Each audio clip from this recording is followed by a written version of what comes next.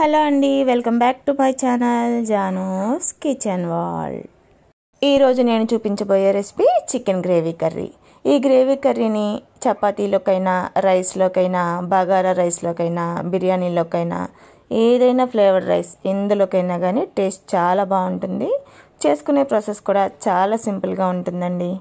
ఒకసారి మీరు కూడా ట్రై చేయండి, మీకు కూడా తప్పకుండా ఈ కర్రీ అనేది నచ్చుతుంది. మరి లేట్ చేయకుండా ప్రాసెస్ ఏంటో చూపించేస్తాను. దీనికోసం నేను 1/2 kg వరకు చికెన్ తీసుకున్నాను. చికెన్ నీచు వాసన రాకుండా ఉండాలంటే ఉప్పు, నిమ్మరసం వేసుకొని నీట్గా వాష్ చేసుకొని తీసుకోండి.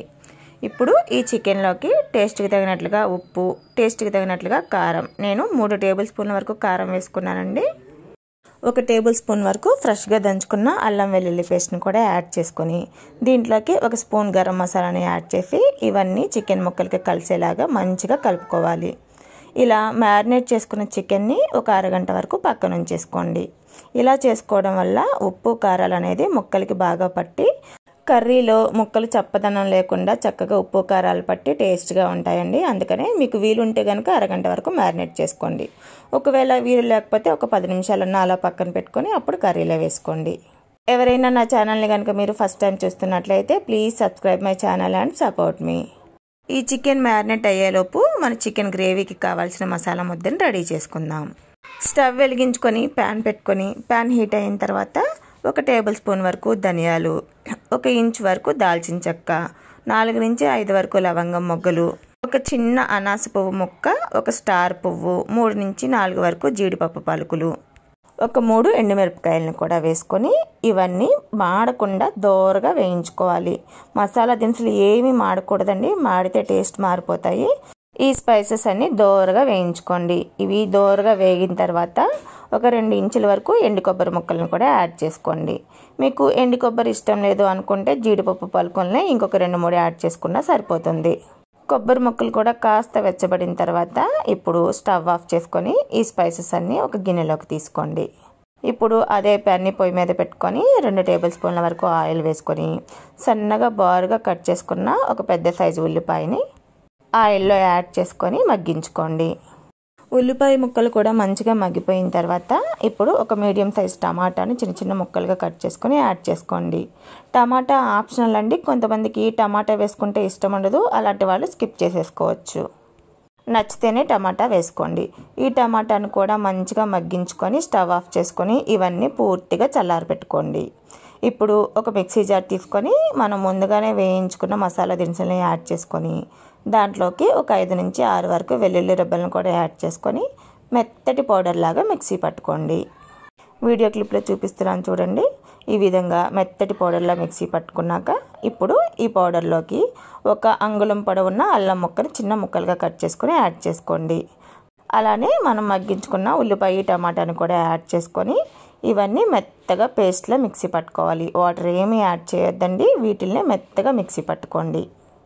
ఈ మసాలా ముద్దతోనే చికెన్ కర్రీ టేస్ట్ వేరే లెవెల్ ఉంటుందండి. టేస్ట్ చాలా బాగుంటుంది. ఒకసారి మీరు కూడా ట్రై చేయండి, తప్పకుండా నచ్చుతుంది. ఇప్పుడు మనం ఆనియన్స్ వేయించుకున్న ప్యాన్ ఉంది కదండి, ఆ ప్యాన్ని పొయ్యి మీద పెట్టుకొని దాంట్లో ఇంకొక 2 టేబుల్ స్పూన్ల వరకు ఆయిల్ యాడ్ చేసుకోండి. దీంట్లోకి 2 పచ్చిమిరపకాయలని సన్నగా బారుగా కట్ చేసుకొని అట్లానే ఒక బిర్యానీ ఆకుని ఈ రెండింటిని ఆయిల్లో యాడ్ చేసుకోవాలి. ఇవి కాస్తంత ఫ్రై అయిన తర్వాత మనం ముందుగానే మ్యారినేట్ చేసి పెట్టుకున్న చికెన్ని యాడ్ చేసుకోవాలి. ఇప్పుడు స్టవ్ ఫ్లేమ్ని హైలో పెట్టుకొని గెరిటితో కలుపుకుంటూ ఒక 2 నుంచి 3 నిమిషాల వరకు ఫ్రై చేసుకోవాలి. ఇలా ఫ్రై చేసుకోవడం వల్ల ఈ ఉప్పు, కారాలు అనేవి ముక్కలకి బాగా పడతాయండి. టేస్ట్ చాలా బాగుంటుంది. ముక్కలు కూడా కాస్త జ్యూసీగా వస్తాయి. ఈ స్టెప్ని అస్సలు స్కిప్ చేయొద్దు. ఈ చికెన్ ముక్కల్ని ఆయిల్లో ఒక 2 నుంచి 3 నిమిషాలు ఇలా ఫ్రై చేసుకున్న తర్వాత మెల్లగా చికెన్ నుంచి వాటర్ అనేది రిలీజ్ అవ్వడం స్టార్ట్ అవుతుంది. ఆ స్టేజ్లో ఉన్నప్పుడు ఒక గుప్పుడు కొత్తిమీర, పుదీనాను కూడా కలుపుకొని చిన్న చిన్న ముక్కలుగా కట్ చేసుకొని యాడ్ చేసుకోండి. ఈ స్టేజ్లోనే మనం కొత్తిమీర, పుదీనా అనేది యాడ్ చేయడం వల్ల వీటి ఫ్లేవర్స్ అనేవి చికెన్ ముక్కలకి బాగా పడుతుంది. 1 నిమిషం వరకు వీటన్నింటిని కలుపుకుంటూ ఫ్రై చేసుకోవాలి. వీడియో క్లిప్లో కనపడుతుంది చూడండి, చికెన్ ముక్కల నుంచి కొద్దిగా వాటర్ అనేది రిలీజ్ అవ్వడం స్టార్ట్ అవుతుంది. ఈ స్టేజ్లో ఉన్నప్పుడు మనం ముందుగానే రెడీ చేసి పెట్టుకున్న మసాలా ముద్ద ఉంది కదండి, దాన్ని కూడా చికెన్లోకి యాడ్ చేసుకోవాలి. ఈ మసాలా ముద్దని మనం ఆల్రెడీ ఫ్రై చేసి పెట్టుకున్నాం కాబట్టి ఈ స్టేజ్లోనే వేసేసుకుంటే సరిపోతుంది. ఇదే కనుక మనం ముందుగానే వేసుకుంటే అడుగంటేస్తుందండి. అందుకనే చికెన్ కాస్తంత ఫ్రై అయిన తర్వాత చికెన్ ముక్కల నుంచి వాటర్ రిలీజ్ అవుతుంది అన్న స్టేజ్లో ఈ మసాలా ముద్దని యాడ్ చేసుకోవాలి. ఇప్పుడు స్టవ్ ఫ్లేమ్ని మీడియంలోకి అడ్జస్ట్ చేసుకొని ఈ మసాలా అనేది చికెన్ ముక్కలకి పట్టేలాగా గెరటితో కలుపుకోవాలి.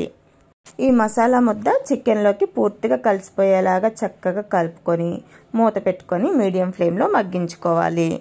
మధ్య మధ్యలో మూత ఓపెన్ చేసి గెరటితో కలుపుకుంటూ మరలా మూత పెట్టి మనకి చికెన్లో రిలీజ్ అయిన వాటర్ అంతా ఇంకిపోయి ఆయిల్ సపరేట్ అయ్యేంత వరకు మగ్గించుకోవాలి.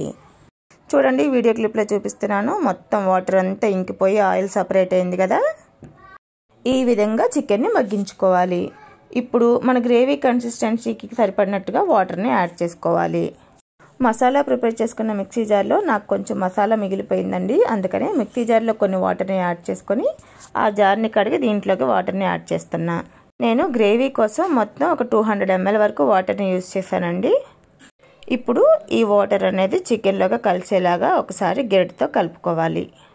మీకు కొంచెం ఎక్కువ గ్రేవీ కావాలి అనుకుంటే ఇంకొంచెం వాటర్ని కూడా యాడ్ చేసుకోవచ్చు. నేను కొంచెం దగ్గరగా చేసుకోవాలనుకుంటున్నాను ఈ గ్రేవీ అనేది, అందుకని నేను 200 ml వరకు వాటర్ని యాడ్ చేసుకున్నా. ఇవన్నీ కలిసేలాగా చక్కగా గెరటితో ఒకసారి కలుపుకొని ఇప్పుడు ఈ చికెన్ మీద మూత పెట్టుకొని మన కన్సిస్టెన్సీ దగ్గరికి వచ్చే వరకు మగ్గించుకోవాలి. చికెన్ మంచిగా ఉడికిపోయి మనకి ఎంత అయితే గ్రేవీ కావాలో అంత గ్రేవీ కన్సిస్టెన్సీ దగ్గర పడిన తర్వాత ఇప్పుడు ఒకసారి మూత ఓపెన్ చేసుకొని ఉప్పు కారాలను చెక్ చేసుకొని చికెన్ ముక్క కూడా ఉడికిందో లేదో ఒకసారి చెక్ చేసుకోండి. ఉప్పు కారాలు ఏమైనా తక్కువైతే ఒకసారి చెక్ చేసుకొని యాడ్ చేసుకోవచ్చు. చికెన్ ముక్కను కూడా ఒకసారి ఉడికిందో లేదో చెక్ చేసుకోండి. నాకు చూడండి, ఇక్కడ చికెన్ ముక్క మంచిగా ఉడికిపోయింది. నాకు గ్రేవీ కన్సిస్టెన్సీ కూడా కరెక్ట్గా సరిపోయిందండి. ఇప్పుడు లాస్ట్లో కాస్తంత కొత్తిమీరని యాడ్ చేసుకుంటున్నా. అంతేనండి, ఇలా రెడీ చేసుకున్న చికెన్ కర్రీ అనేది ఎందులోకైనా పర్ఫెక్ట్గా సెట్ అయిపోతుంది. మరి వీడియో నచ్చితే ఒక లైక్ ఇచ్చి మీ ఫ్రెండ్స్ అండ్ ఫ్యామిలీ మెంబర్స్తో షేర్ చేసుకోండి. అదేవిధంగా ఎవరైనా నా ఛానల్ని ఫస్ట్ టైం చూస్తుంటే నా ఛానల్ని సబ్స్క్రైబ్ చేసుకొని నాకు సపోర్ట్ చేయండి. Thank you for watching.